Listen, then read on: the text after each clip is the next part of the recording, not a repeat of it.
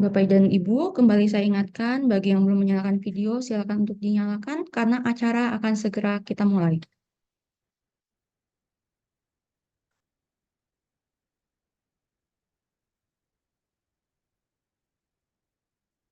Selamat pagi, salam sejahtera bagi kita semua. Tapi pun, yang saya hormati, Kepala Badan Kepegawaian Daerah Provinsi Lampung, para narasumber, dan para peserta pada pagi hari ini. Selamat bergabung di dalam kegiatan sosialisasi UPTD Penilaian Kompetensi ASN. Izinkan saya untuk memperkenalkan diri sebelumnya. Nama saya Griselda. Saya saat ini menjabat sebagai asesor SDM aparatur Ali pertama. Dan dalam kegiatan hari ini, saya akan bertindak sebagai moderator di dalam acara sosialisasi UPTD Penilaian Kompetensi ASN. Sebagai informasi, untuk link absensi akan kami share pada akhir acara ini. Peserta Zoom akan diberikan e-sertifikat yang akan kami share pada link yang dapat Bapak dan Ibu download dalam waktu 7 hingga 10 hari kerja. Sebelum kita masuk ke dalam pemaparan materi, mari kita dengarkan sambutan dan pembukaan yang akan disampaikan oleh Kepala BKD Provinsi Lampung, Ibu Mary Harikasari SSTP MM. Kepada Ibu Mary, waktu dan layar dipersilakan.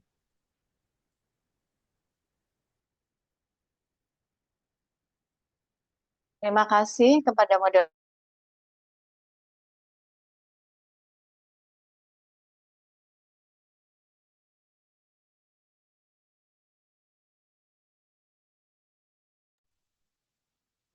Selamat pagi, salam sejahtera untuk kita semua. Tabi pun,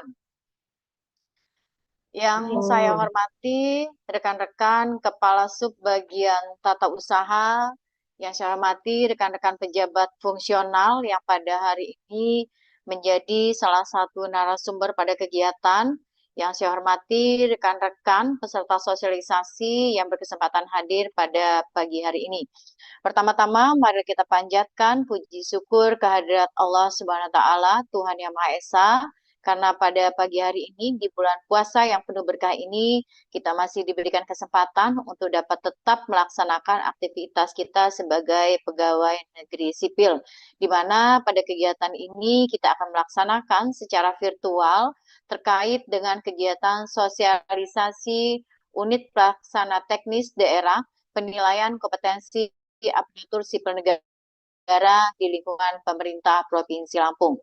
Bapak Ibu yang kami hormati, pada kesempatan ini perlu sampaikan bahwa dasar dari pelaksanaan kegiatan adalah berdasarkan surat rekomendasi Menteri Dalam Negeri Republik Indonesia 061 garing 7106 garing OTDA tanggal 10 Oktober 2022 dan Peraturan Gubernur Lampung nomor 59 tahun 2022.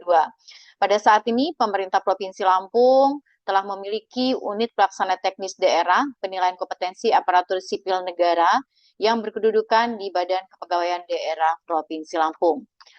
UPTD ini hadir sebagai salah satu wujud komitmen dari pemerintah Provinsi Lampung dalam membangun tata kelola manajemen sumber daya manusia aparatur yang profesional berbasis kompetensi dan kinerja.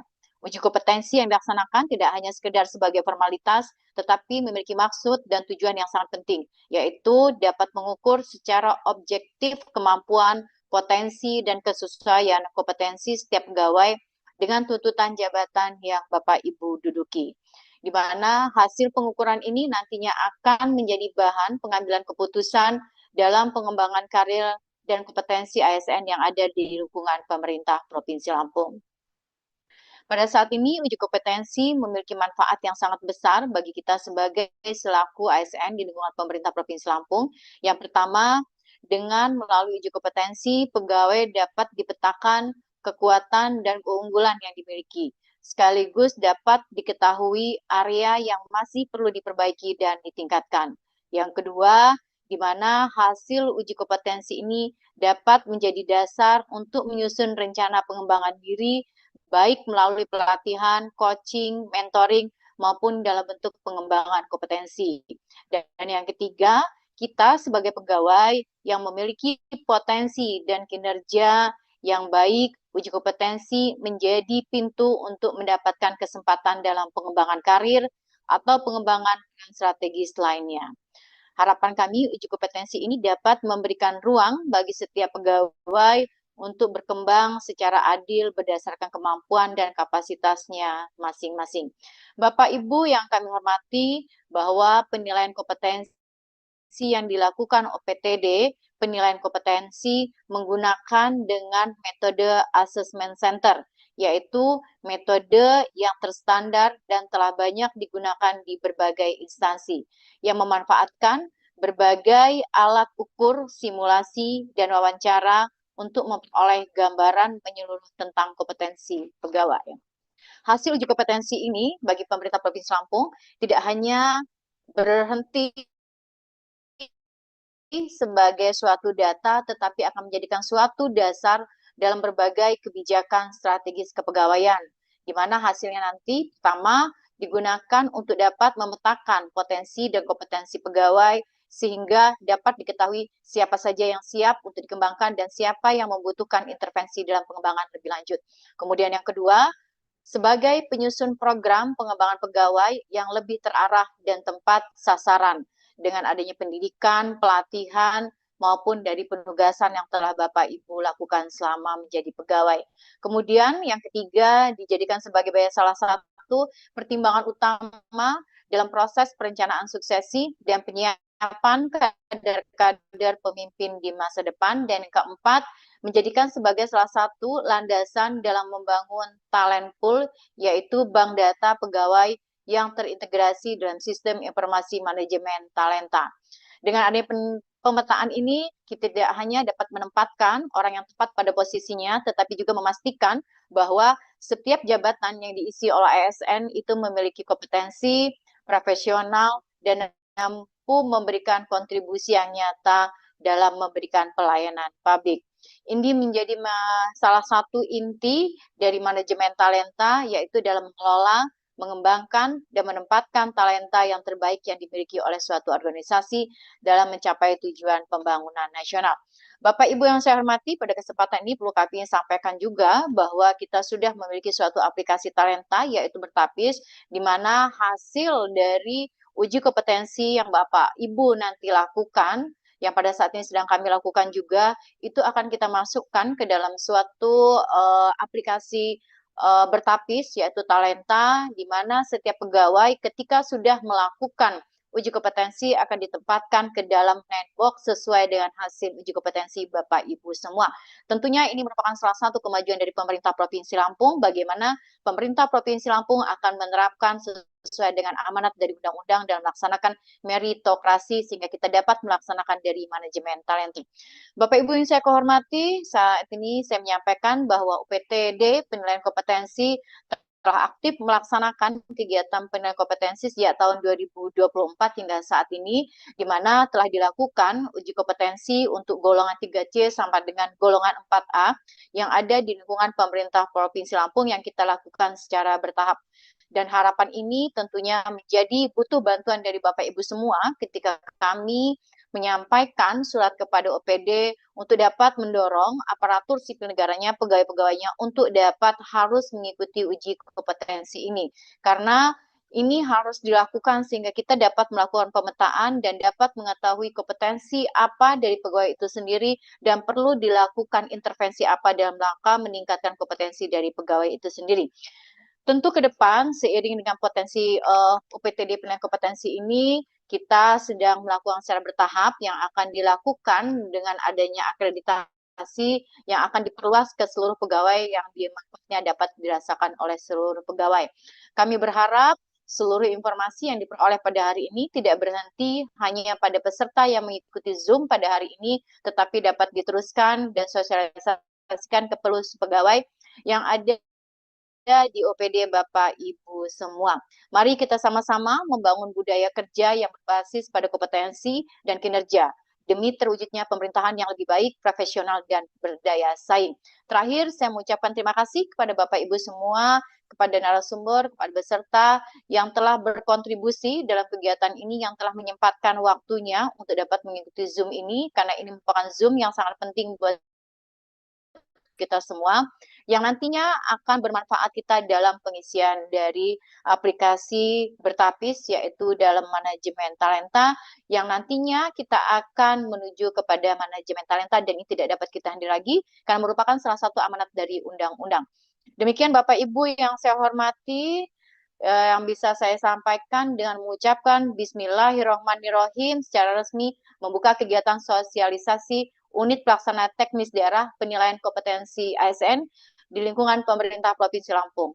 Semoga kegiatan ini dapat berjalan dengan lancar dan memberikan manfaat untuk kita semua sehingga dapat mendukung pengembangan kompetensi dan manajemen talenta yang ada di lingkungan pemerintah Provinsi Lampung.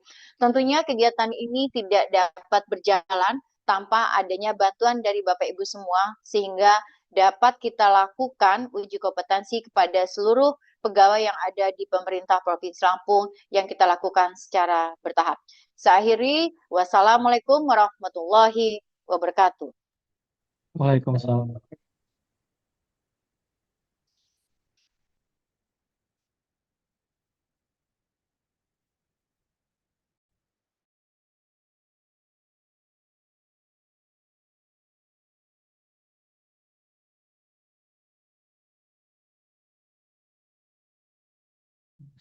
Baik, terima kasih Ibu Mary atas sambutan yang diberikan. Sebelum kita masuk ke dalam acara utama, mari kita masuk ke dalam sesi foto bersama terlebih dahulu. Dimohon kepada Bapak dan Ibu yang belum mengaktifkan videonya agar dapat dinyalakan terlebih dahulu, karena kita akan masuk dalam sesi foto bersama. Izinkan saya memandu di dalam foto bersama ini.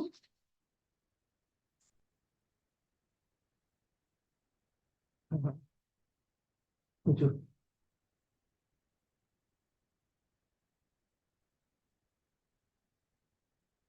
Baik, ada 7 slide. Slide yang pertama, di hitungan ketiga kita akan berfoto. 1, 2, 3. Terima kasih. Di slide yang kedua, kita akan berfoto. 1, 2, 3. Slide yang ketiga, kita akan berfoto. 1, 2, 3.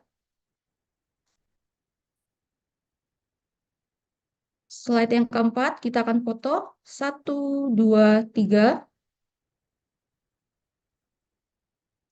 Slide yang kelima, kita akan foto. 1, 2, 3.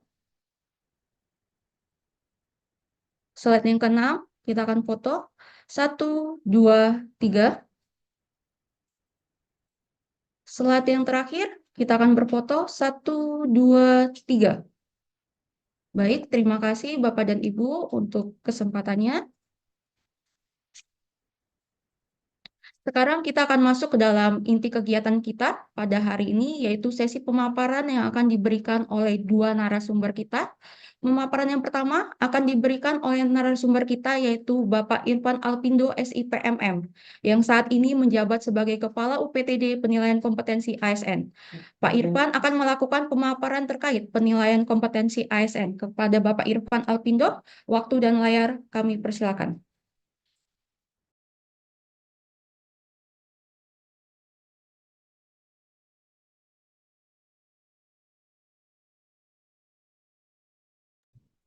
Nah,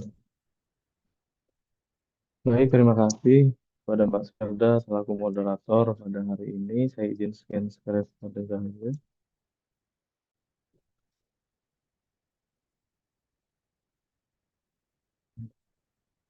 Bismillahirrahmanirrahim.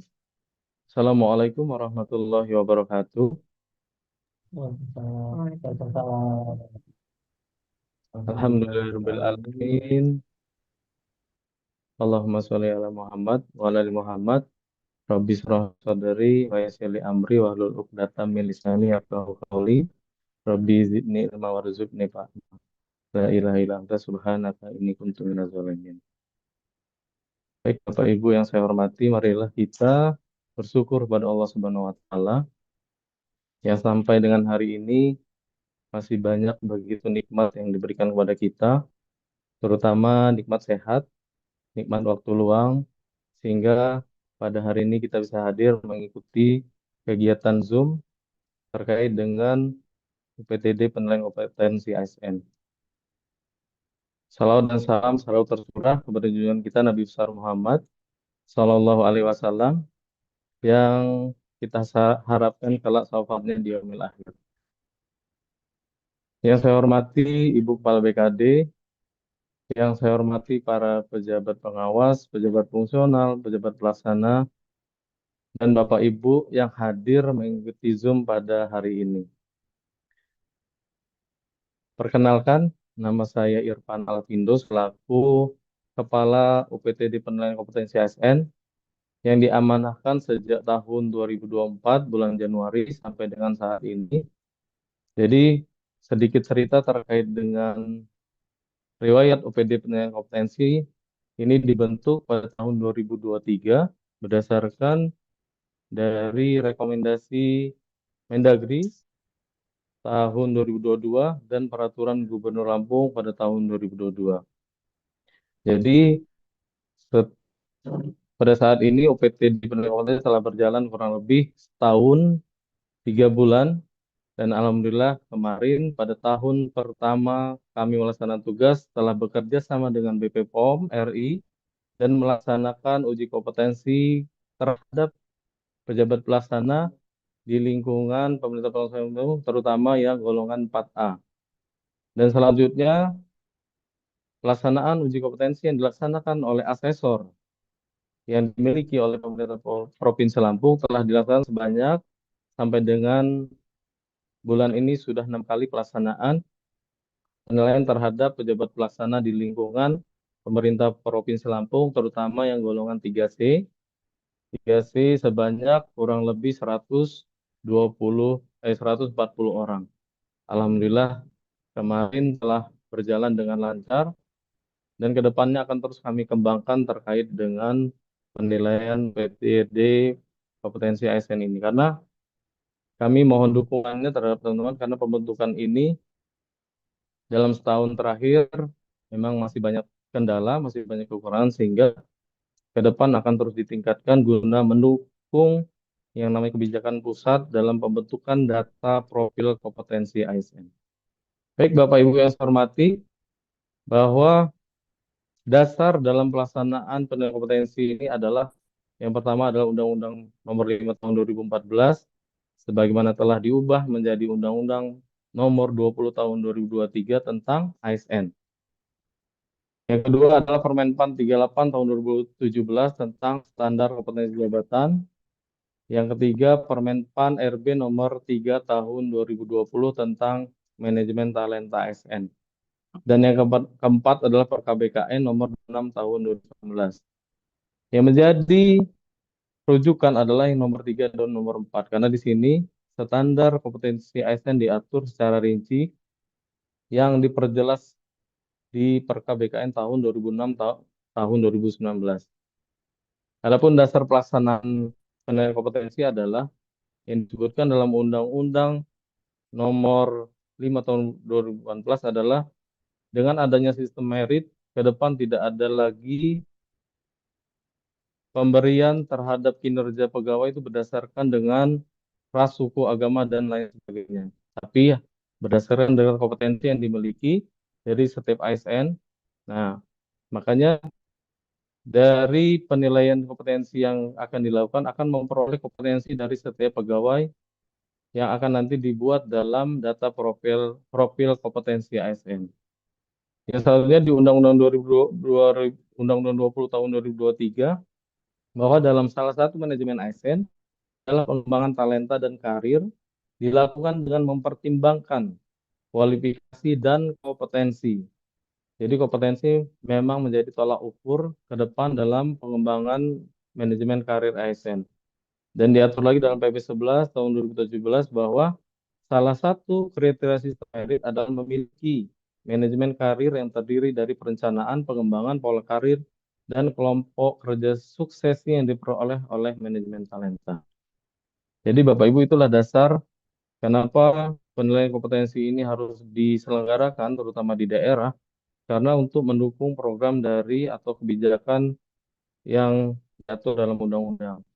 Selama ini kan kita selalu bekerja sama dengan pihak ketiga dengan membutuhkan biaya dan waktu yang sangat besar, sehingga pada tahun 2023 kemarin dibentuklah UPTD Penilaian Kompetensi ASN yang diharapkan nantinya dengan terus berkembangnya UPTD ini akan memenuhi kebutuhan baik dari jabatan pimpinan tinggi, administrator, pengawas, dan fungsional dalam menentukan jenjang karir seorang PNS. Baik, terkait dengan uji kompetensi pegawai, disebut juga dengan penilaian kompetensi adalah satu proses membandingkan kompetensi yang dimiliki oleh PNS dengan kompetensi jabatan yang bersyaratkan dengan metode assessment center atau metode penilaian lainnya. Jadi kompetensi ini adalah kemampuan dan karakteristik yang dimiliki oleh seorang pegawai sipil berupa pengetahuan, keterampilan, dan sikap perilaku yang diperlukan dalam pelaksanaan tugas jabatannya sehingga PNS tersebut dapat melaksanakan tugas secara efektif, profesional, dan efisiensi. Tadi sudah dijelaskan sama halnya yang tadi disampaikan oleh Ibu Kepala BKD. Jadi kompetensi ini diharapkan kelak bermanfaat sekali bagi PNS itu sendiri maupun organisasi karena akan memperoleh hasil yang lebih efektif dan efisien. Di dalam Permentan nomor 38 tahun 2017 ada tiga kompetensi. Tiga kompetensi yang diatur yang harus dimiliki oleh seorang aparatur sipil negara atau PNS. Yang pertama adalah kompetensi teknis. Yang mana kompetensi teknis ini adalah pengetahuan, keterampilan, sikap perilaku yang dapat diamati, diukur, dan dikembangkan berkaitan dengan bidang teknis jabatan. Jadi terkait dengan teknis jabatan.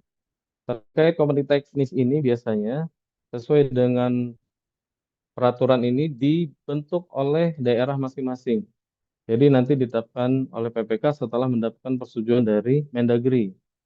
Nah, yang kedua, kompetensi manajerial adalah pengetahuan, keterampilan, dan sikap perilaku yang dapat diamati, diukur, dikembangkan untuk memimpin dan atau mengelola unit organisasi.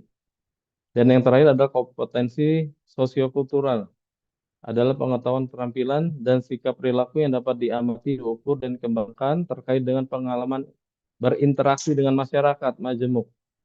Jadi ada tiga kompetensi yang diatur dalam Permenpan 38 tahun 2017. Dalam peraturan Mendagri itu ada juga kompetensi pemerintahan di Permendagri 108. Itu biasanya diperuntukkan untuk teman-teman yang ada di PDOPD, pemadam kebakaran, itu biasanya ada penambahan kompetensi pemerintahan. Kalau selama ini kompetensi pemerintahan itu adalah untuk standar kompetensi seorang camat selaku kepala wilayah. Itu biasanya dipakai oleh Kemendagri dalam menentukan standar kompetensi bagi para camat. Karena kompetensi pemerintah itu diatur tersendiri oleh Permendagri. Dan kemarin di uji kompetensinya PDOPD, fungsional PDOPD dan pemadam kebakaran, yang instansi pembinanya adalah Kemendagri, itu ada kompetensi pemerintahan yang digunakan. Nah, untuk di kita, sesuai dengan KBKN nomor 26 tahun 2019 bahwa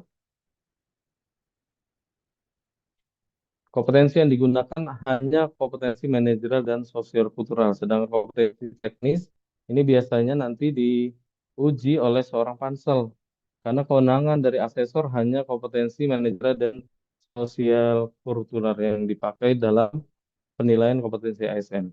Ini sebagai contoh, apabila kita nanti dalam pengisian jabatan menggunakan kompetensi teknis terhadap jabatan yang akan dituju. Ini sifatnya fleksibel, tergantung dari kebijakan daerah masing-masing. Dalam penentuan kompetensi apa sih yang akan digali dari kompetensi teknis itu tersebut. Nah, ini contoh yang kemarin saya ambil dari Kementerian Tenaga Kerja bahwa mereka mengambil untuk kompetensi teknisnya adalah salah satu contohnya ini. Yang pertama adalah analis kebijakan, mengembangkan metode kerja, komunikasi efektif, menjamin kualitas kerja, mengolah konflik, dan penguasaan. Nah, ini kalau untuk kompetensi teknis, nanti pelaksanaan penilaiannya dilakukan oleh pansel biasanya.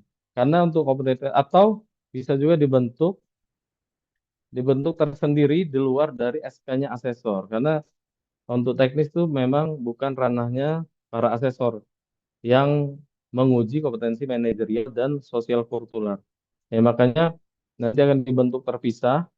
Kompetensi bisa diselenggarakan oleh pansel biasanya atau asesor yang di luar dari tim kompetensi manajerial dan sosial kultural. Ini terkait dengan kompetensi yang harus dimiliki. Jadi di dalam Perkab BKN nanti Perkab BKN 26 tahun 2019 bahwa hanya dua kompetensi yang akan diujikan. Diujikan yakni kompetensi manajerial dan sosial kultural. Adapun tujuan dari uji kompetensi pegawai adalah yang pertama pemetaan kompetensi dan potensi pegawai. Ini kemarin sudah kita lakukan terhadap 140 orang ditambah 100 yang telah dilaksanakan oleh BPOM kurang lebih 240 orang pegawai di pemerintah Provinsi Lampung yang telah memiliki standar kompetensi pada saat penilaian tahun 2024 dan awal 2025. Ini pemetaan kompetensi dan potensi pegawai ini bertujuan untuk melihat nanti yang bersangkutan sudah optimalkah atau belum di jabatannya saat ini. Kalau memang belum, dia kurang di bagian mana atau di kompetensi yang mana. Karena nanti ada 9 kompetensi yang akan diujikan terhadap para pegawai yang akan diujikan oleh asesor. Yang kedua adalah penyusunan kebutuhan. Jadi dari hasil nanti uji kompetensi dapat digunakan dalam penyusunan kebutuhan yang diperlukan dari setiap OPD. Yang ketiga, pertimbangan dan dalam pelaksanaan perencanaan suksesi dan karir pegawai. Dan yang keempat, dasar dalam mengidentifikasi pegawai dalam pengembangan manajemen talenta. Di dalam Perkab BKN bahwa penilaian kompetensi diperuntukkan untuk memperoleh profil ASN yang tadi saya sampaikan di awal. Jadi adapun profil kompetensi nanti akan dimanfaatkan terutama dalam pengisian jabatan melalui promosi atau mutasi. Yang saat ini telah dilaksanakan adalah untuk pengisian jabatan pimpinan tinggi pratama melalui seleksi terbuka. Itu melakukan pengisiannya dengan salah satunya menggunakan metode assessment center. Nah, yang kedua adalah pemetaan jabatan. Pemetaan jabatan ini yang tadi saya bilang adalah untuk mengukur tingkat optimalisasi seorang pegawai pada saat dia menduduki jabatan saat ini. Apakah sudah optimal, apakah belum. Karena antara pengisian dan pemetaan itu memiliki standar level jabatan yang sangat berbeda. Karena untuk pengisian jabatan itu akan mengisi level jabatan yang akan di atas level jabatan yang di atasnya. Sedangkan pemetaan jabatan melihat levelnya sendiri, apakah memang sudah optimal, apakah memang belum. Nah, nanti dari hasil pengisian jabatan ini sesuai Perkab BKN ini adalah tadi saya bilang pengisian dalam jabatan, pengembangan karir, dan pengembangan potensi pegawai yang dalam jangka panjangnya adalah untuk pengembangan manajemen talenta. Talenta baik secara daerah maupun nasional, karena kemarin BKN telah melakukan sosialisasi terhadap data profil kompetensi secara nasional. Jadi BKN itu sudah membangun sistem yang dapat digunakan secara keseluruhan oleh pemerintah daerah. Jadi bagi yang belum, itu dapat menggunakan sistem yang diselenggarakan atau yang dibuat oleh BKN tersebut. Jadi terkoneksi dalam satu sistem dari berbagai daerah. Karena ke depan kan kita ketahui dalam peraturan BKN ini disebutkan bahwa mobilisasi ASN itu dapat berpindah antar satu provinsi ke provinsi yang lain. Nah, diperlukanlah data kompetensi ASN tersebut yang nantinya akan menjadi bahan pertimbangan di manakah formasi yang kosong, nanti akan terlihat data profil kompetensi yang mumpuni untuk mengisi jabatan kosong tersebut. Contoh, misalnya di BKN, ada jabatan pimpinan tinggi pratama yang kosong, mereka tinggal melihat data profil kompetensi secara nasional. Jadi di situ menjadi satu seluruh kompetensi ASN dari berbagai daerah, tinggal dilihat yang masuk dalam box 9 itu akan diambil sebagai pertimbangan untuk mengisi jabatan yang kosong JPT di BKN itu tersebut. Makanya itulah nanti kita ke depan akan menjadi satu data kompetensi ASN-nya dalam satu sistem yang dibuat oleh BKN.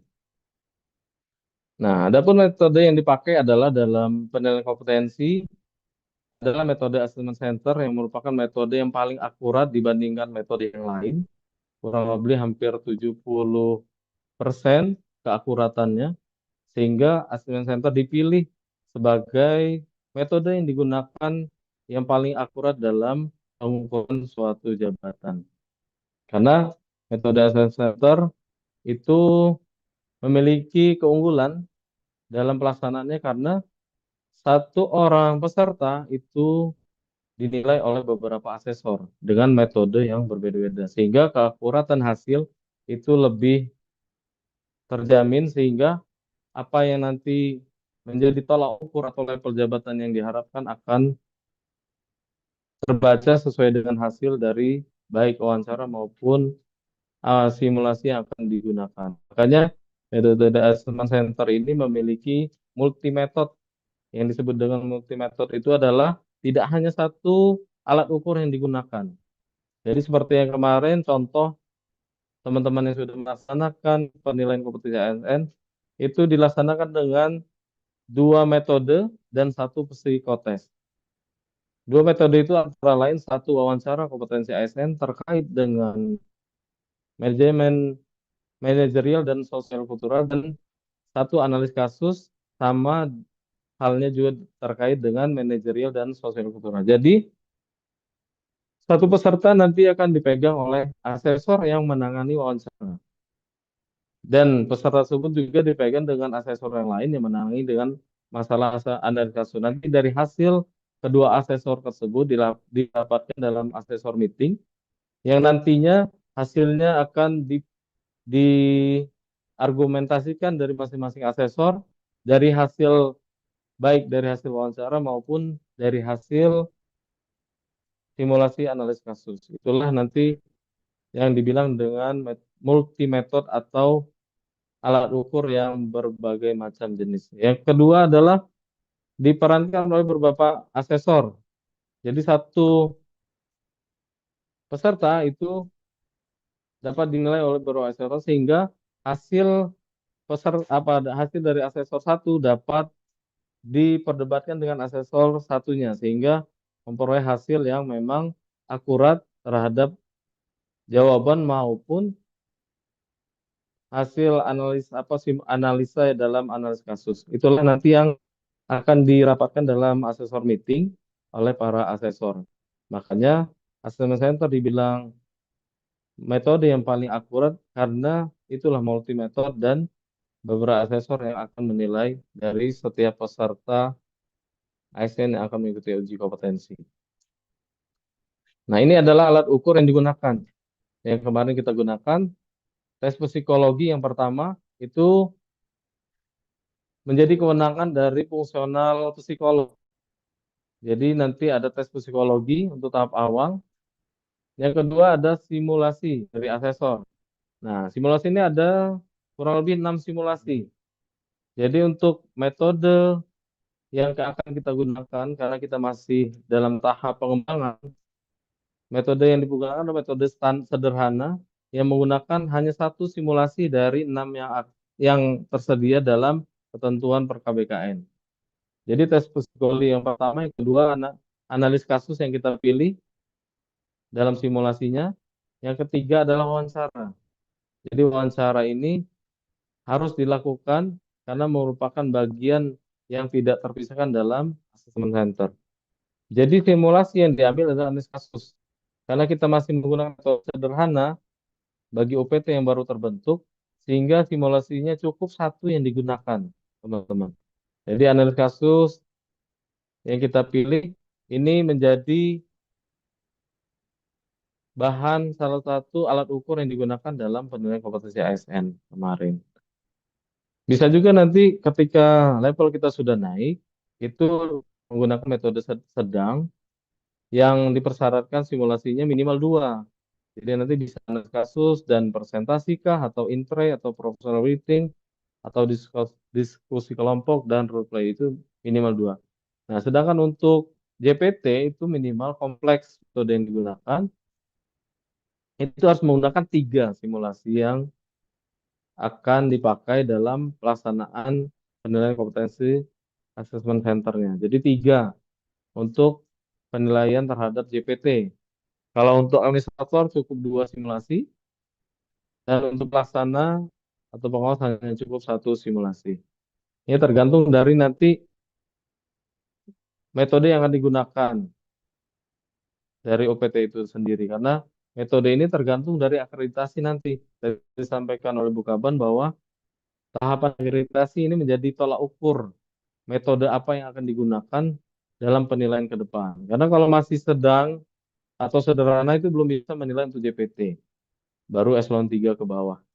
Itu ada tahapannya dari setiap metode yang digunakan. Nanti untuk apa namanya untuk penjelasannya dapat nanti dilihat intra itu apa, presentasi apa, rating apa itu dapat dilihat nanti di slide nanti akan dibagikan atau bisa di-download masing-masing peserta. Nah, inilah level yang akan dimiliki oleh setiap ASN. Untuk jabatan pelaksana itu ada di level 1 yang kemarin kita ujikan karena kita masih baru sesuai dengan Perkap BKN 26 bahwa OPT yang sedang dalam pengembangan belum memiliki akreditasi dapat melaksanakan penilaian paling tinggi terhadap jabatan pelaksana. Sehingga untuk tahap awal kami laksanakan kemarin adalah teman-teman yang posisinya masih jabatan pelaksana. Itu berada di level 1.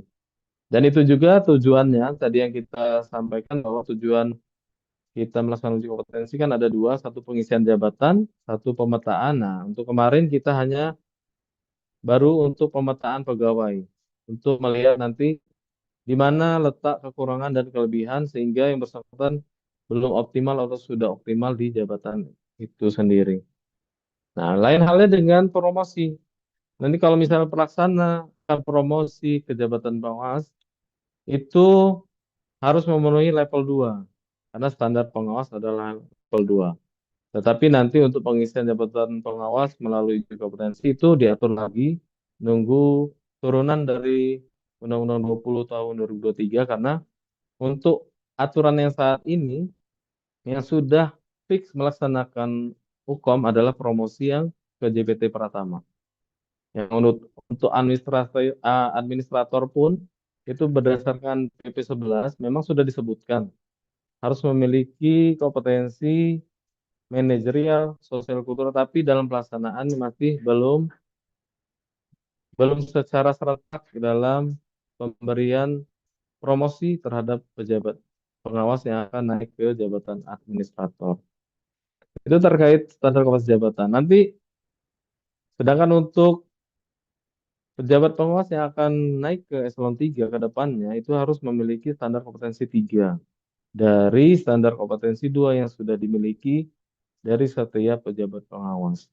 Nah, dari ke sekian level ini itu harus memenuhi semua karena kalaupun ada satu itu masih ada kekurangan dalam nanti penentuan dalam level jabatannya karena tidak dimukuri bahwa setiap orang itu terkadang dia memiliki kemampuan yang sangat baik akan tetapi pada saat pelaksanaan wawancara dengan kondisi mungkin badan yang kurang fit sehingga dalam wawancara kurang action sehingga apa yang diharapkan keluar pada saat digali oleh asesor itu tidak keluar. Itu banyak contoh kasus. Bahkan dari asesor pusat pun yang sudah pengalaman terkadang masih banyak ketemu dengan hal-hal tersebut. Karena karena kondisi seseorang itu sangat berpengaruh pada saat wawancara kompetensi.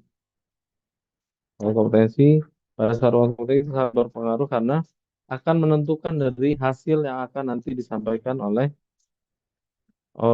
masing-masing peserta yang akan diujikan. Ini terkait dengan standar kompetensi jabatan bagi pejabat struktural. Nah, kalau untuk fungsional itu lebih tinggi secara levelnya karena kita lihat aja untuk muda aja udah standar dengan eselon 3. Kemarin saya pernah diskusi dengan apa teman-teman BKE apa di Menpan bahwa memang dari level jabatan yang dikeluarkan itu sebenarnya untuk JM muda itu masih levelnya terlalu tinggi karena harusnya dia di level pengawas karena sama-sama di level 2. Akan tetapi di sini kita lihat di Permenpan 38 bahwa JFT muda itu posisinya setara dengan jabatan pengawas.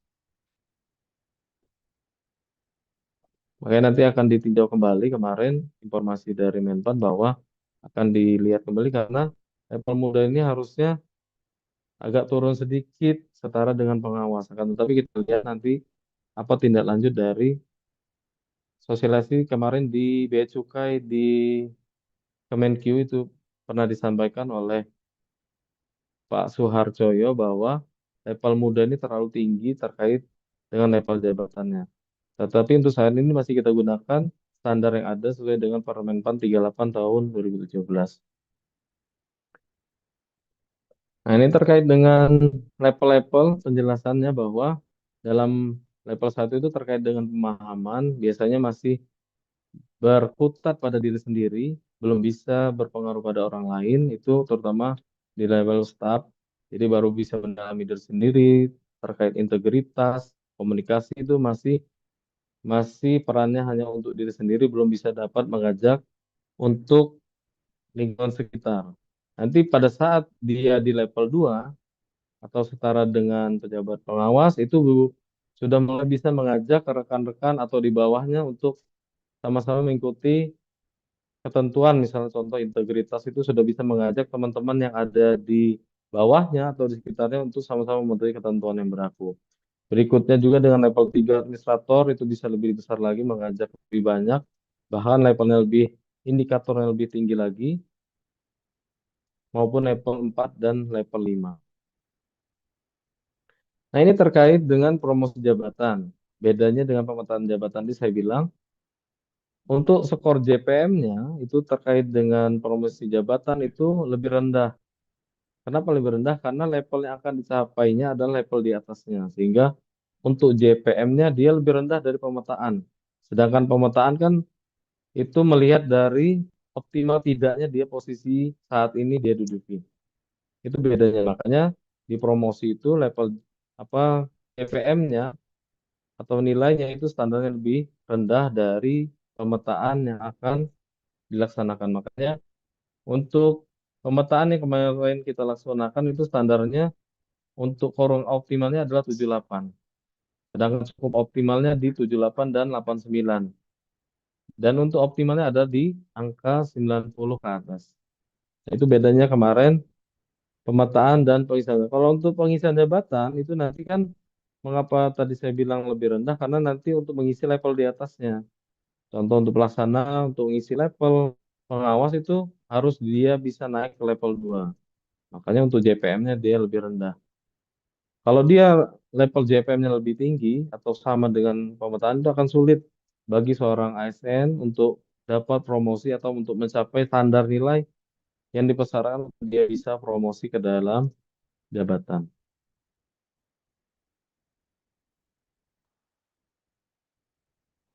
Ini terkait manajemen talenta, ini adalah poin 9 box, tidak perlu saya jelaskan, nanti silakan dibaca sendiri karena ini nanti ranahnya bahwa setelah penilaian akan dimasukkan dalam aplikasi berlapis, nanti akan muncul secara sistem dari hasil penilaian yang dilaksanakan akan masuk dalam box berapa.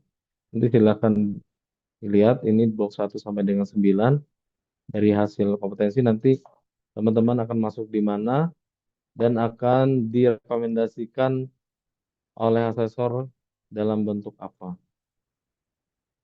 Yang terakhir adalah uji kompetensi ini membantu menciptakan standar yang jelas untuk penilaian kinerja pegawai dengan memiliki kriteria yang jelas tentang apa yang dianggap sebagai kompetensi yang diharapkan. Instansi pemerintah dapat melakukan penilaian yang adil dan objektif terhadap para pegawai. Yang kedua, uji kompetensi dapat membantu mengidentifikasi kebutuhan pengembangan pegawai.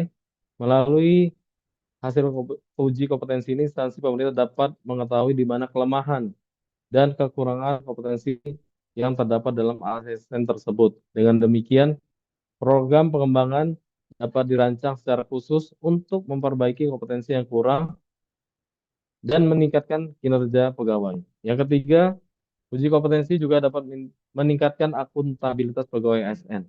Dan yang terakhir, uji kompetensi dapat membantu menciptakan budaya organisasi yang berorientasi pada pembelajaran dan pengingatan terus-menerus. Dengan adanya fokus yang kuat pada pengukuran dan penilaian kompetensi, instansi pemerintah dapat membangun lingkungan kerja yang mendorong pegawai untuk mengembangkan diri dan mencapai potensi penuh dari masing-masing pegawai tersebut. Terakhir, kepada teman-teman diharapkan untuk melihat standar kompetensi di dalam peraturan Menpan nomor 38 2017. Di situ disebutkan indikator-indikator dari setiap levelnya. Jadi bisa dipahami karena terkait kompetensi ini tidak bisa dipelajari secara teori karena ini adalah pengalaman atau kebiasaan dari teman-teman terhadap ketentuan yang berlaku. Contoh seperti integritas itu terkait dengan kepatuhan ketentuan. Nah, kebiasaan kita apakah sudah mematuhi ketentuan peraturan yang berlaku atau belum?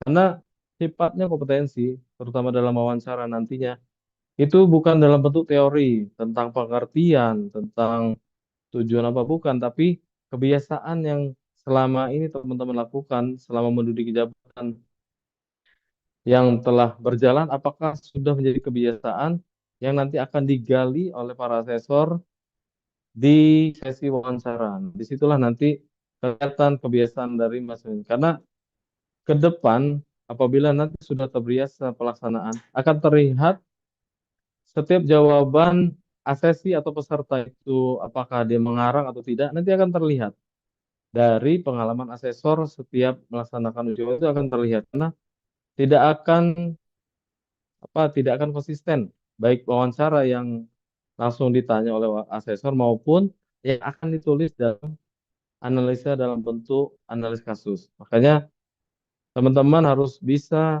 memahami 9 kompetensi pegawai yang tertuang dalam Permen 48 itu harus bisa dipahami karena di situ intinya nanti akan disampaikan oleh para asesor.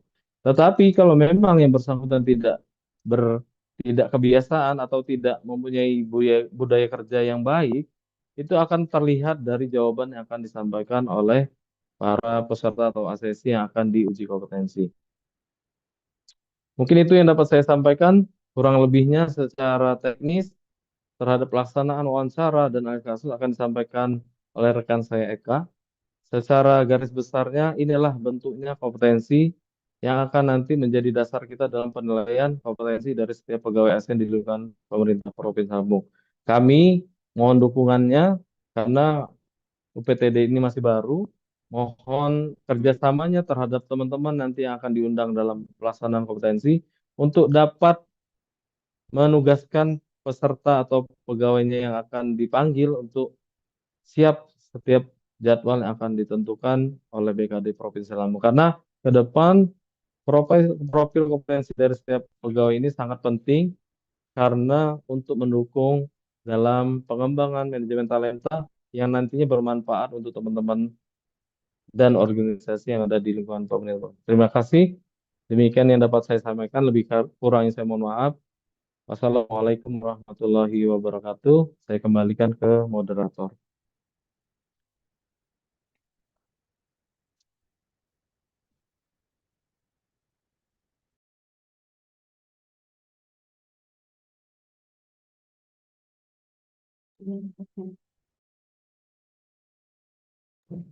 Ya, terima kasih kepada Pak Irfan untuk pemaparan materi yang sungguh menyeluruh terkait dengan penilaian kompetensi. Kembali saya informasikan untuk link presensi akan kami share pada akhir kegiatan ini. Dan apabila ada Bapak dan Ibu yang ingin mengajukan pertanyaan, silakan untuk mengajukan pertanyaan pada tautan Slido yang sudah kami share pada kolom chat. Untuk mempersingkat waktu, mari kita langsung masuk ke dalam pemaparan selanjutnya. Pemaparan yang kedua ini akan disampaikan oleh narasumber kita, yaitu Ibu Eka Husnul Khotimah, SPSI, yang saat ini menjabat sebagai Asesor SDM Aparatur Ali pertama.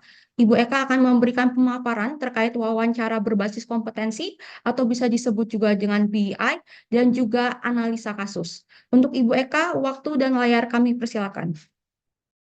Baik, terima kasih kepada Ibu Moderator atas kesempatan yang diberikan. Mohon izin saya share screen ya.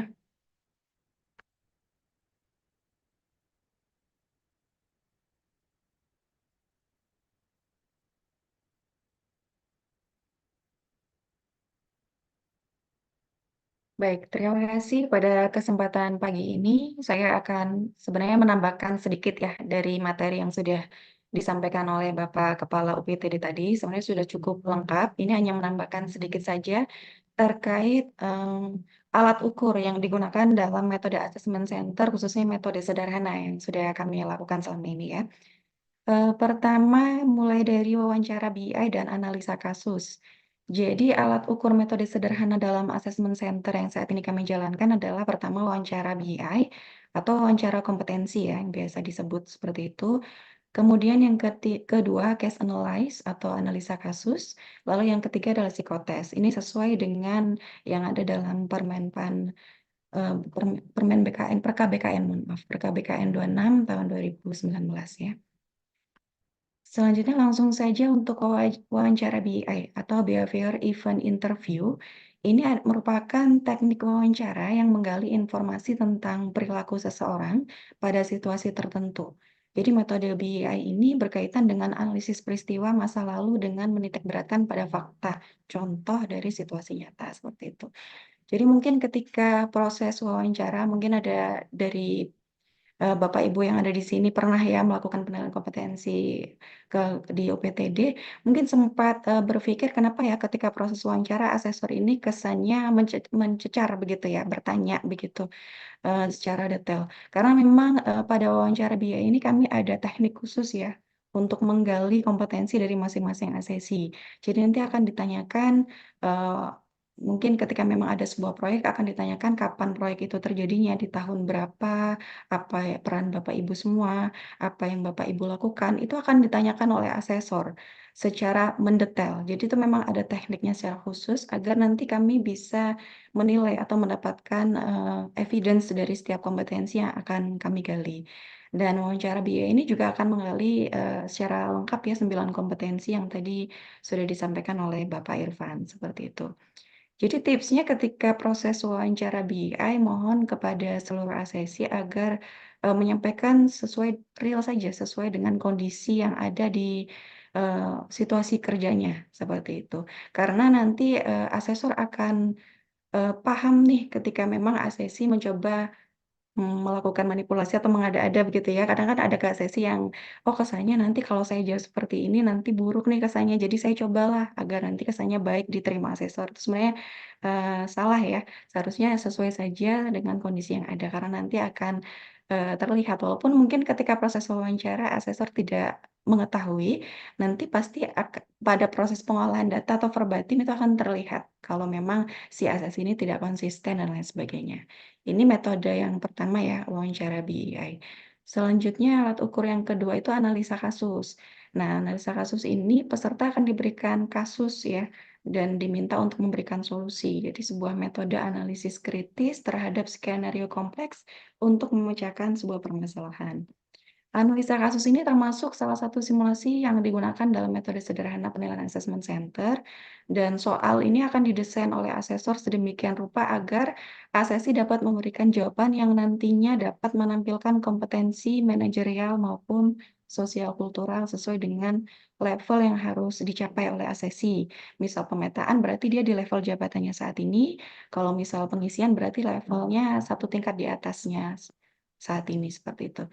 Dan untuk analisa kasus kenapa dinamakan simulasi ya? Kenapa sih alat ukur dari assessment center ini dinamakan simulasi? Sedikit cerita bahwa memang simulasi kesannya kan seperti kita memperagakan sesuai dengan kondisi yang terjadi pada kondisi sebenarnya seperti itu ya. Kita diminta untuk memperagakan seperti itu. Kalau dalam proses assessment center ini, kenapa dinamakan simulasi? Seperti contoh simpelnya saja ya. Kalau kita ingin mengetahui kompetensi seseorang, misal kompetensi tukang nasi goreng begitu ya. Gimana kita caranya tahu bahwa tukang nasi goreng ini berkompeten atau bisa membuat nasi goreng? Pasti caranya kita berikan bahan-bahan untuk membuat nasi goreng, kemudian kita berikan alat-alatnya, lalu kita suguhkan kepada tukang nasi goreng tersebut, kemudian diminta untuk memperagakan atau mensimulasikan bagaimana sih caranya. Ketika dia bisa, berarti dia berkompeten. Nah, itu tujuan dari simulasi, tujuan dari kenapa alat ukur ini dinamakan simulasi. Karena ketika kita mendesain kasus, kita tujuannya juga ingin mengetahui seberapa kompeten Bapak Ibu semua dalam mengerjakan kasus itu, terutama kompeten di bagian kompetensi manajerial dan sosial kultural. Bahwa nanti ketika menjawab kasus akan bisa dilihat seberapa besar kompetensi, misal pengambilan keputusannya, kemudian kerjasamanya juga akan terlihat, orientasi pada hasil dan lain sebagainya juga akan terlihat dari analisa kasus tersebut. Dan kenapa di metode sederhana ini yang diambil analisa kasus nih, bukan simulasi-simulasi lainnya seperti tadi yang diberikan Pak Irfan ada 6 simulasi ya. Kenapa kok analisa kasus yang dipilih? Karena sesuai dengan tingkatan levelnya. Kalau di level sederhana ini kan untuk pelaksana, pengawas, dan JF setara. Jadi di level 1 dan 2. Kalau misal kita berikan simulasi lain, dalam artian contoh intre, intre atau in basket itu seperti disposisi naskah dinas. Itu kan tidak sesuai ya, karena kalau disposisi naskah dinas berarti sudah kewenangannya struktural atau eselon 2, eselon 3 seperti itu. Maka dari itu kita memilih analisa kasus untuk dijadikan simulasi sederhana pada pelaksanaan penilaian kompetensi kemarin ya.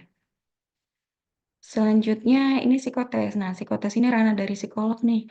Ada 3 yang diukur dari psikotes sesuai dengan Permen-PAN 3 2020 ya tentang manajemen talenta.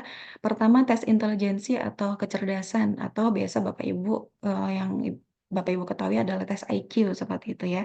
Kedua tes kepribadian, kemudian ketiga tes sikap kerja. Nah, ini ranahnya psikolog. Nanti psikolog akan menentukan soal apa yang digunakan untuk menguji 3 dari kriteria ini, seperti itu. Nah, selanjutnya ini sebenarnya sering terlupakan tapi penting ya. Jadi kuesioner kompetensi dan formulir data diri. Jadi sebelum para ASESI itu melakukan penilaian kompetensi, nanti kami akan mengirim undangan yang disertakan di situ link begitu, link untuk diisi. Itu ada link kuesioner kompetensi dan data diri. Sebenarnya selama ini sudah jalan diisi, tapi banyak ASESI yang mengabaikan sepertinya ya, tidak mengisi dengan detail atau hanya sekenanya saja atau tidak lengkap begitu. Misal pada formulir data diri nih, banyak yang menyertakan jabatan itu hanya 1 jabatan yang saat ini, padahal kita mintanya jabatan sebelumnya juga disertakan. Karena itu penting. Penting kenapa? Karena sebagai bahan kami nih asesor sebelum melakukan wawancara maupun sebagai bahan pertimbangan dalam integrasi data ketika dilakukan asesor meeting. Jadi misalnya ketika melakukan wawancara kita pasti kan akan membutuhkan bahan nih, bahan dari asesi apa saja yang harus dipelajari begitu ya. Itu nanti kita akan buka dulu formulir data diri dari setiap asesi, kita pelajari dulu jadi kita tahu gambaran umum dari asesi ini itu seperti apa. Kalau kuesioner kompetensi sebenarnya isinya kurang lebih pertanyaannya akan hampir-hampir sama yang akan ditanyakan ketika proses wawancara nanti. Tapi kenapa nanti dilampirkan juga, karena itu juga sebagai bahan untuk asesor tahu apakah memang asesi ini konsisten begitu dalam informasi yang diberikan pada kuesioner kompetensi dan ketika melakukan wawancara. Jadi itu sangat penting.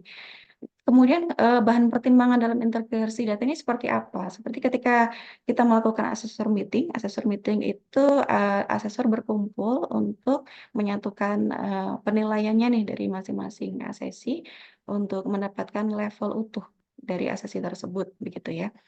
Nah, ketika memang asesi, waktu melakukan wawancara itu asesi mungkin dalam kondisi yang kurang fit atau grogi seperti itu ya, dan mungkin ada miss di situ, kita tidak dapat evidence nih, mungkin ada kompetensi kerjasama nih, kita nggak dapat evidence. Nah, kita buka lagi kuesioner kompetensinya, oh ternyata di sini asesi sudah menuliskan, begitu. Nah, itu dapat digunakan sebagai bahan pertimbangan dalam integrasi data kami. Jadi, mohon kepada seluruh, bagian kepegawaian di seluruh OPD dan juga JF kepegawaian jika nanti memang, akan dilakukan penilaian kompetensi kembali, mohon diinformasikan bahwa ini harus diisi dengan lengkap ya dan, sesuai dengan maksudnya diisi secara menyeluruh begitu, sesuai dengan form yang sudah kami sampaikan. Karena itu penting sebagai bahan kami untuk melakukan penilaian juga, seperti itu. Baik, itu saja yang bisa saya sampaikan. Terima kasih banyak. Saya kembalikan kepada Ibu Moderator. Terima kasih.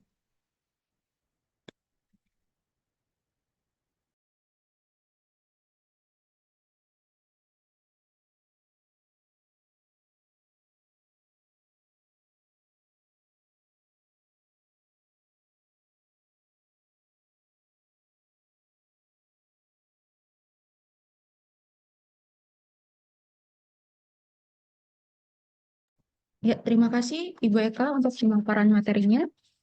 Kedua narasumber kita pada pagi hari ini sudah memberikan pemaparan materi yang mendalam terkait dengan penilaian kompetensi itu sendiri. Kita akan masuk ke dalam sesi berikutnya, yaitu tanya jawab. Terima kasih untuk Bapak dan Ibu yang sudah memberikan pertanyaan pada tautan Slido. Izinkan saya untuk membacakan beberapa pertanyaan untuk dijawab oleh para narasumber kita. Ya, pertanyaan yang pertama, apakah pelaksanaan uji kompetensi akan dilakukan untuk seluruh pejabat pelaksana, termasuk pejabat fungsional eselon 3 dan 4? Silakan kepada Pak Irfan untuk menjawab. Baik, terima kasih atas pertanyaannya.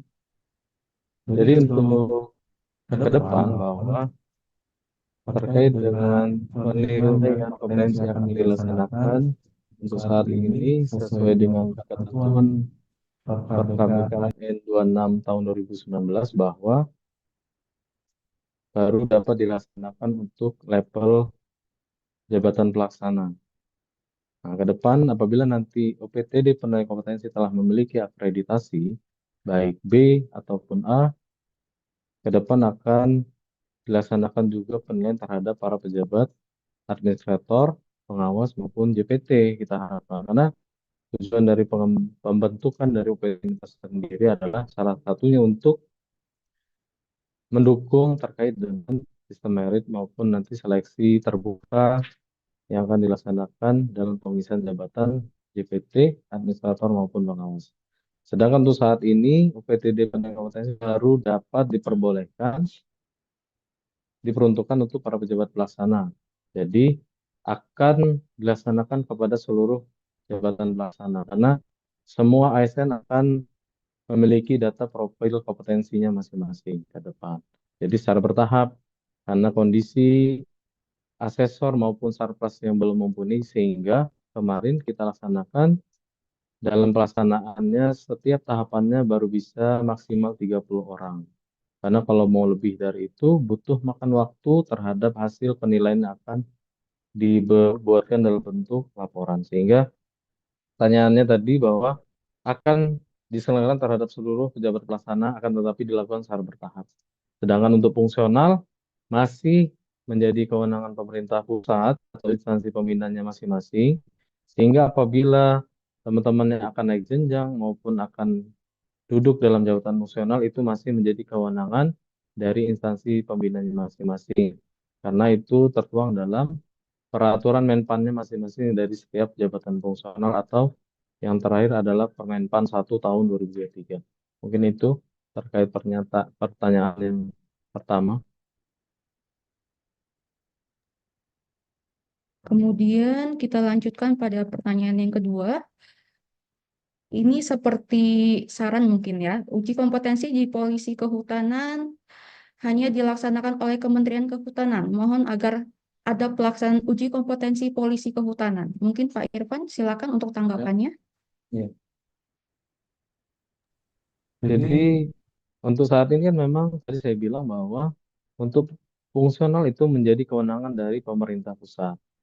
Akan tetapi ke depan tidak memungkinkan apabila OPT ini sudah memiliki akreditasi dan layak untuk dapat melakukan penilaian terhadap pejabat fungsional, itu dapat dilakukan di UPTD penilaian kompetensi yang ada di pemerintah pusat. Akan tetapi harus izin dahulu, walaupun misalnya kita sudah secara ketentuan sudah bisa melakukan penilaian terhadap pejabat fungsional, harus mendapatkan izin dari instansi pembinanya masing-masing. Karena ranah terhadap penilaian kompetensi setiap fungsional itu menjadi kewenangan dari instansi pembinanya masing-masing. bisa dilakukan di Perwira Provinsi Lampung saat ini, akan tetapi mengundang asesor yang ada di kementerian masing-masing atau lembaga terkait dengan pejabat fungsional itu sendiri. Contoh, dulu pernah dilaksanakan oleh Dinas Kehutanan itu bekerja sama dengan Kementerian Kehutanan untuk melakukan kompetensi yang pelaksanaannya dilakukan di Provinsi Lampung. Jadi mengundang sifatnya. Tetapi memang mutlak sebelumnya asesornya atau tim penilainya dari kementerian. Nah, ke depan harapannya makanya tadi saya minta dukungannya bahwa ke depan agar semuanya dapat tercover di UPTD kita, mohon dukungannya agar secepatnya kita memperoleh akreditasi dengan bahan penilaian. Ya ini yang sedang kita cicil adalah setiap penilaian itu akan menjadikan nilai dari standar akreditasi yang akan ditentukan oleh BKN. Jadi harapannya ke depan bisa, tapi harus mengikuti prosedur yang ada, Pak. Tetap terkait dengan penilaian kompetensi terhadap fungsional kehutanan. Mungkin itu jawabannya. Ya, terima kasih. Kita lanjut pada pertanyaan yang ketiga. Kalau sudah ikut UKOM di UPT, bagaimana caranya saya mengetahui hasilnya? Apakah boleh? Silakan Pak Irfan. Baik, itu disebut dengan feedback ya sebenarnya. Nah, sebenarnya untuk feedback itu bisa dilakukan. Silahkan nanti bersurat. Bersurat nanti akan kita jadwalkan oleh asesor kapan akan dilaksanakan feedback. Karena untuk hasil itu tidak bisa Bapak Ibu disampaikan secara langsung dapat nilai misal 100 dengan rekomendasi dia optimal. Harus ada penjelasan dari hasil kompetensi yang telah dilakukan oleh asesor. Misalnya integritasnya masih kurang nih, perlu dikembangkan apa? Komunikasinya masih kurang nih, perlu dikembangkan apa? Terus pengambilan keputusannya masih kurang, kerjasamanya masih kurang. Walaupun dalam penilaian dia sudah optimal, tapi akan ada penilaian dari asesor terkait dengan pengembangan diklat dari masing-masing peserta yang telah diujikan. Jadi tidak bisa kalau kita memberikan nilai secara utuh, karena nanti akan menjadi polemik ke depannya. Contoh, misalnya si A mendapatkan nilai 100, si B misalnya 95, ternyata nanti ya yang dipromosikan ternyata di si B duluan. Nah, yang si A ini pasti protes. Kenapa kok saya nilai kompetensinya 100, yang promosi duluan kok yang si B? Padahal dalam pengisian jabatan atau pengangkatan karir itu kan tidak hanya kompetensi. Kompetensi ini kan hanya salah satu indikator dalam seseorang dalam pengembangan karirnya. Ada rekam jejak, ada potensi yang dilakukan oleh psikotes.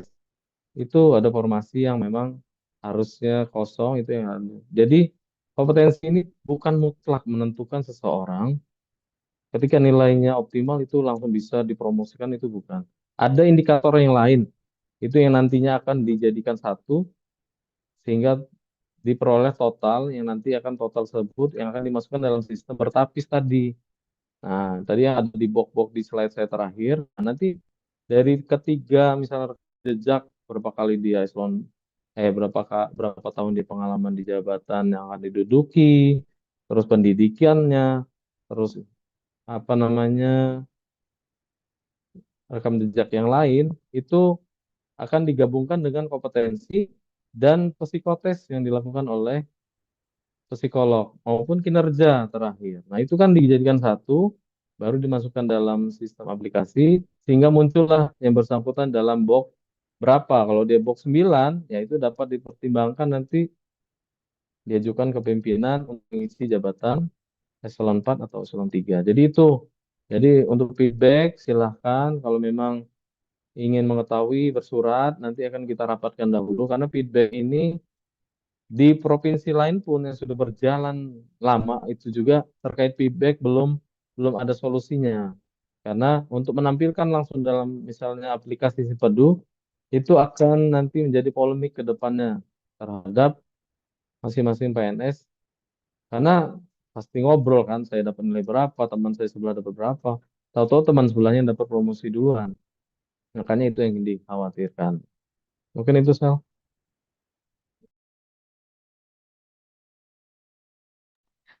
Ya, terima kasih. Kita masuk ke pertanyaan yang selanjutnya. Bagaimana caranya untuk bisa ikut uji kompetensi ini, Pak? Apakah berlaku untuk pejabat fungsional untuk menjadi pejabat struktural?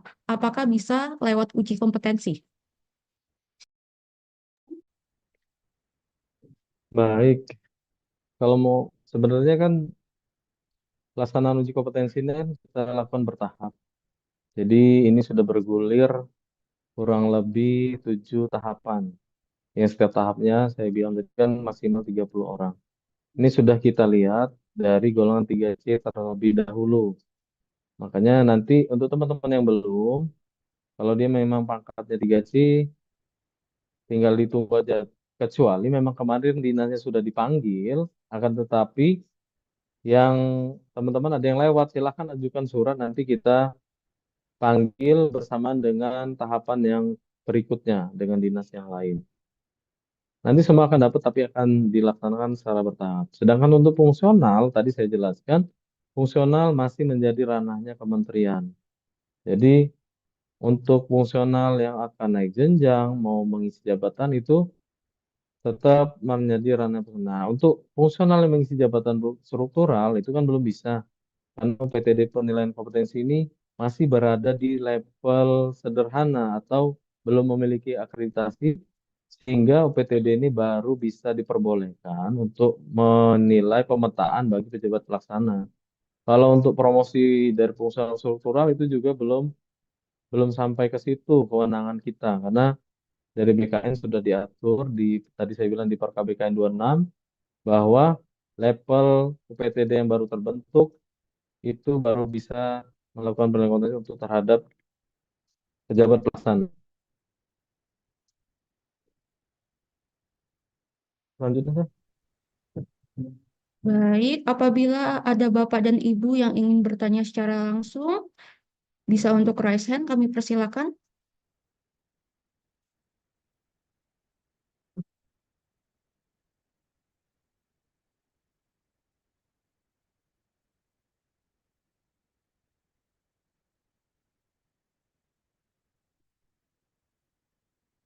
Kepada Bapak dan Ibu yang ingin bertanya secara langsung, bisa untuk raise hand, kami persilakan.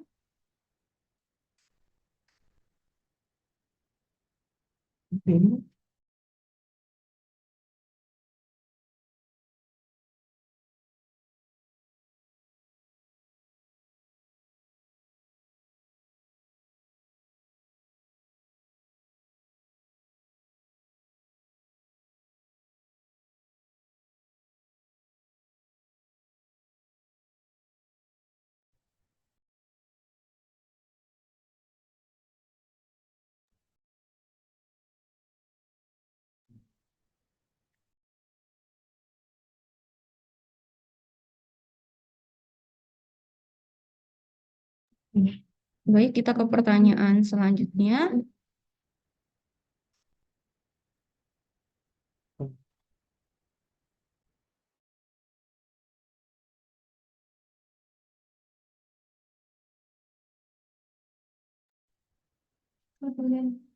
Baik, untuk pertanyaan terakhir yang akan saya bacakan.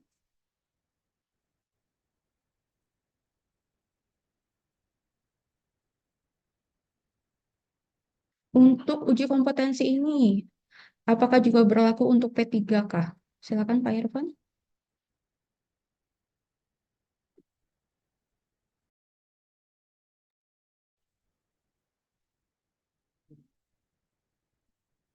Baik,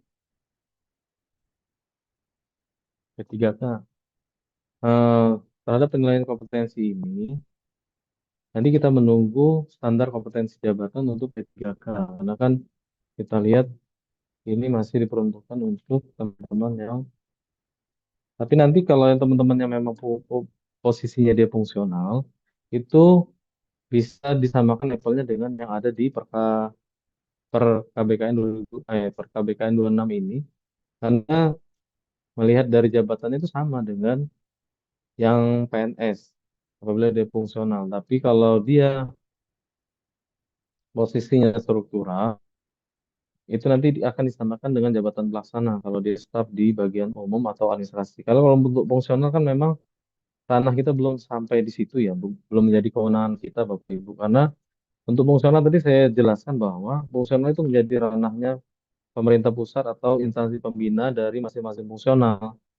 Jadi untuk P3K itu perlakuannya sama dengan PNS karena secara ketentuan P3K saat ini kan menduduki jabatan fungsional juga. Otomatis kan level jabatannya sama. Akan tetapi untuk uji kompetensi bagi PPK mau P3K maupun PNS yang dia posisinya fungsional itu masih menjadi ranahnya Kementerian Pusat. Mungkin itu saya. Oke, terima kasih. Mungkin sebagai pertanyaan penutup, ada yang raise hand, Pak Denny Rolin, silakan untuk dinyalakan audionya. Ya, ya, terima kasih. Assalamualaikum warahmatullahi wabarakatuh. Izin Pak Irfan, Ibu moderator. Pertanyaan saya ada dua.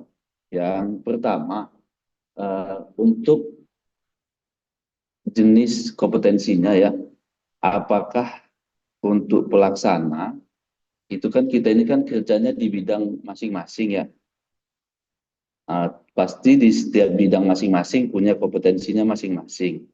Apakah di penilaian ini itu yang dinilainya itu penilaian secara umum atau kompetensi terhadap jabatan atau tempat kita bekerja ya. Itu yang pertama. Karena pasti nilainya akan berbeda-beda tentunya kalau untuk kompetensinya ya.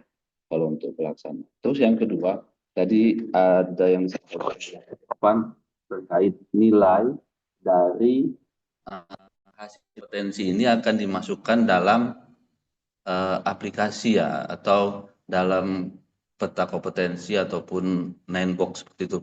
Nah, ini kan jabatan pelaksana yang nanti akan dinilai semua sehingga nanti ada nilainya masing-masing. Sedangkan untuk fungsional itu dinilai oleh instansi pembinanya ya, kalau saya nggak salah. Nah, ketika nanti mau dimasukkan ke dalam 9box itu, kalau untuk fungsional, nilainya ini nilai yang mana ya? Karena kan nggak semua kita setelah habis uji kompetensi mungkin kenaikan jenjang atau masuk, itu mengumpulkan nilai yang kita punya ke BKD, seperti itu ya, sertifikat yang kita punya ke BKD.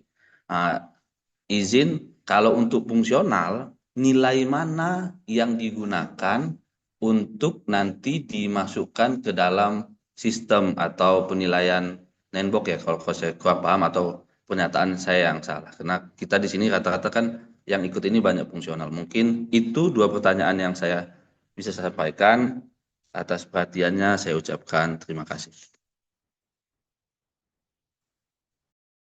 Baik, terima kasih Denny atas pertanyaan yang sangat menarik. Yang pertama apa tuh? Pertanyaan pertama, jenis kompetensi untuk pelaksana apakah dinilai secara umum atau berdasarkan jabatannya masing-masing? Dan pertanyaan kedua, Satu. Jadi terkait dengan penanggung pelaksana ini kan tadi ada dua ya secara per KBKN bahwa satu untuk promosi jabatan dan satu untuk pemetaan. Sedangkan yang kami bisa lakukan sekarang ini kan baru untuk pemetaan ya. Jadi pemetaan yang kita lakukannya adalah untuk melihat seorang PNS sudah optimalkah di jabatannya yang saat ini diduduki gitu. Intinya. Jadi standar kompetensi yang kita ambil adalah standar kompetensi yang secara umum. Jadi kalau dia berbicara terkait dengan promosi, itu ada standar kompetensi teknis yang akan diujikan oleh pansel atau tim yang terpisah dari asesor sehingga nanti akan terlihat misalnya jabatan Kasubag umum, nanti kompetensi teknis umum itu apa sih? Nah, itu akan menjadi tambahan terhadap penilaian PNS yang akan dipromosikan. Akan tetapi kalau untuk pemetaan, itu sifatnya dia umum. Contoh, ada 9 kompetensi yang akan kita ujikan itu integritas. Antara pelaksana yang satu dengan yang lain itu sama pertanyaannya. Akan tetapi nanti jawabannya kan mereka beda-beda. Karena setiap indikator yang kita ujikan, setiap kompetensi yang kita tanyakan itu ada 3 indikator yang akan menjadi penilaian. Nanti contoh integritas itu ada 3 indikator, kerjasama ada indikator, komunikasi pun ada 3 indikator. Itu ada nilainya masing-masing. Kalau dia satu berapa, kalau dia menjawab 2 indikator ada berapa, kalau dia menjabat 3 indikator itu ada berapa. Jadi secara umum dia ya, kalau untuk kompetensi antar pejabat pelaksana dalam tujuan pemetaan itu secara umum. Nanti akan kita lihat optimal atau tidak optimal. Nah, nanti untuk pengisian dalam bertapis, sistemnya itu ada 2 sub item. Jadi antara pemetaan itu beda dengan sub item pengisian. Jadi pada saat nanti yang pemetaan sudah dimasukkan, ternyata dia memiliki level yang layak untuk naik ke level di atasnya, itu nanti akan diikutkan untuk promosi. Akan dipertimbangkan, dia diajukan untuk mengisi apabila ada jabatan yang akan dipromosikan. Nah, itu makanya dipetakan dulu tujuan kami, dipetakan dulu semua, nanti terlihat dari hasil tersebut, mana PNS yang memiliki potensial untuk bisa diikutkan kompetensi untuk promosi. Makanya kita lihat tujuannya dulu. Kalau dia pemetaan dia dipertanyakan secara umum, akan tapi kalau dia promosi ada kompetensi teknis akan dipertanyakan secara khusus terkait jabatan yang akan diduduki. Jadi antara satu dengan yang lain itu pertanyaan sama kalau di pemetaan yang saat ini kami lakukan, karena dia akan menggali sudah optimalkah apa belum, itu aja terkait pemetaan. Kalau dia sudah optimal, bahkan dia sudah bisa menjawab ke level yang lebih tinggi, ya ke depannya dia bisa dipertimbangkan untuk ikut jabatan yang memang relevan dengan tusi dia. Misalnya di tempat di Kasubag Umum memang ada yang ikut kemarin, level dia sudah layak nih, sudah mendekati level 2 atau dia paling tinggi. Ketika ada jabatan Kasubag Umum kosong, itu nanti bisa diajukan nama tersebut untuk ikut seleksi kompetensi untuk pengisian jabatan Kasubag Umum tersebut. Itu yang pertama ya. Yang kedua terkait dengan fungsional.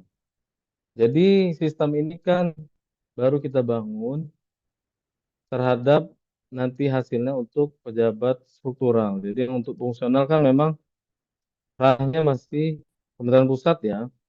Jadi setiap level jabatan atau kenaikan jenjang setiap fungsional kan nanti berdasarkan dari kompetensi yang diselenggarakan oleh kementerian atau instansi dari masing-masing fungsional. Sedangkan yang ada di pemerintah provinsi ini baru untuk yang dia pejabat struktural. Jadi untuk nilainya dia memang sudah dibuat sistemnya itu terkait dengan 9 kompetensi ini yang tadi saya sebutin, ada integritas segala macam, itu tertuang dalam sistem tersebut. Nah, kalau ke depan nanti fungsional sudah menjadi alih di pemerintah pusat, kemudian menjadi kewenangan kita, mungkin nanti hasil yang akan kita keluarkan akan menyesuaikan dengan standar yang ada di aplikasi. Karena kalau sekarang kan hasil dari teman-teman dari kementerian kan berupa nilai gelondongan ya.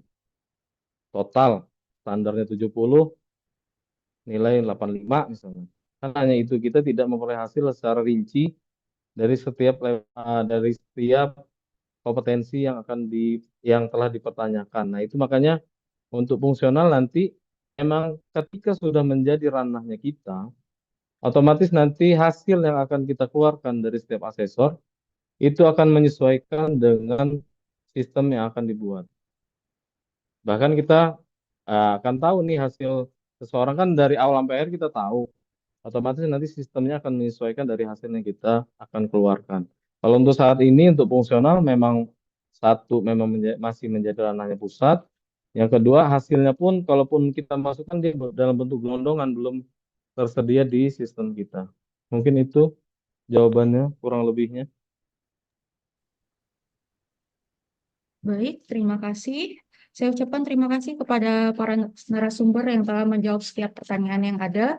Dan untuk pertanyaan Bapak dan Ibu yang belum terjawab pada tautan Slido karena keterbatasan waktu, akan dijawab oleh para narasumber melalui link Slido yang sudah dibagikan.